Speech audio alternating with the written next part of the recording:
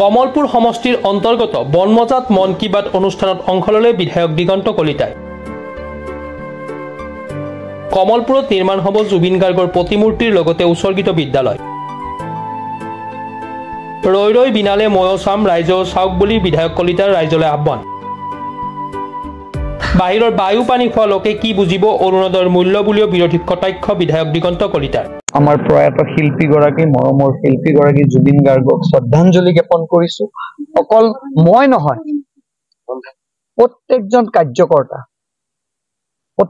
কাৰ্যকৰ্তাই নহয়, মুখ্যমন্ত্ৰী ডাঙৰীয়াও আজি এই শ্ৰদ্ধাঞ্জলি অনুষ্ঠানত উপস্থিত আছে আৰু মন কি বাত পাতিব।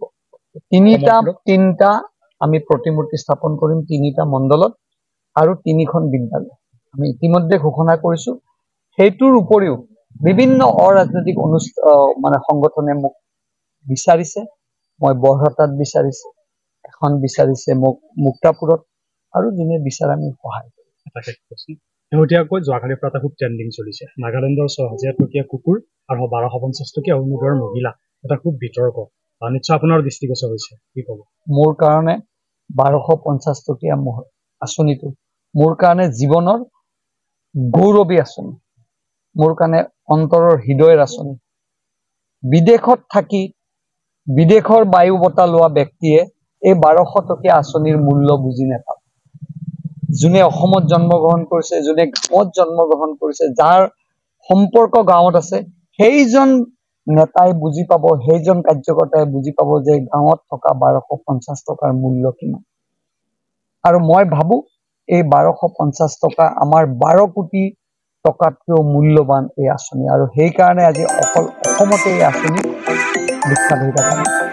আমাৰ মুখ্যমন্ত্ৰীৰ প্ৰচেষ্টাত এই আঁচনি ভাৰতবৰ্ষৰ বিভিন্ন প্ৰান্তত বিভিন্ন অন্য নামকৰণেৰে আঁচনি উদাহৰণ হিচাপে দিছে। 31 অক্টোবৰত মুক্তি লাভ কৰিব ৰৈ ৰৈ বিনালে। আমিও চাম, আপোনালোকেও চাওক, আহক সকলোৱে ৰৈ ৰৈ বিনালে চাওক। জুবিন গাৰ্গৰ যি মৰম আছিল জুবিন গাৰ্গৰ প্ৰতি থকা, মই ভাবো ৰৈ ৰৈ বিনালে চালে আমি কিছু তেখেতৰ আত্মাই শান্তি পাব। আৰু আমি ভাবো ৰৈ ৰৈ বিনালেখন এনেকুৱা এখন বাস্তৱ চিনেমালৈ হ'ল যে আমি কেতিয়াও ভবা নাছিল যে সেইখন চিনেমা সেইজন ব্যক্তিয়ে আমাৰ মাজৰ পৰা নোহোৱা হৈছে। জুবিন গাৰ্গ অমৰ হৈ থাকক, জুবিন গাৰ্গ মহান হৈ থাকক। আৰু কেতিয়াও আমি এই জনমত মই ভাবো যে এনেকুৱা জুবিন গাৰ্গ এজন যে আমি আকৌ পাম। তথাপি আশা কৰিছো জুবিন গাৰ্গৰ আধৰুৱা কামখিনি, জুবিন গাৰ্গে কিতাপ পঢ়ি ভাল পাইছিল, জুবিন গাৰ্গে গান গাই ভাল পাইছিল, জুবিন গাৰ্গে প্ৰকৃতিক ভাল পাইছিল। আহক তেখেতে ভাল পোৱা কামখিনি আমি সকলোৱে। নিউজ ডেস্ক ৰিপৰ্ট, প্ৰাতঃ টাইম ডিজিটেল। অসমৰ নপুৰণি কবি সাহিত্যিকৰ বাবে সুখবৰ।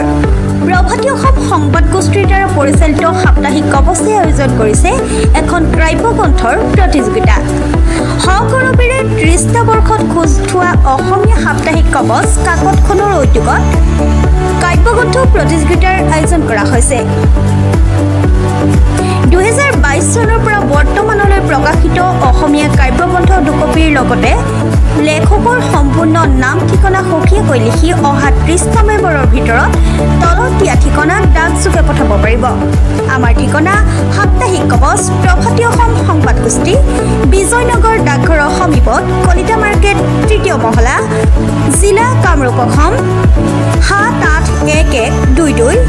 মোবাইল নম্বৰ হৈছে 9435114666 অথবা 6003971898 অথবা 9864084600 অথবা কাৰ্যালয়ত হাতে হাতে জমা দিব পাৰিব।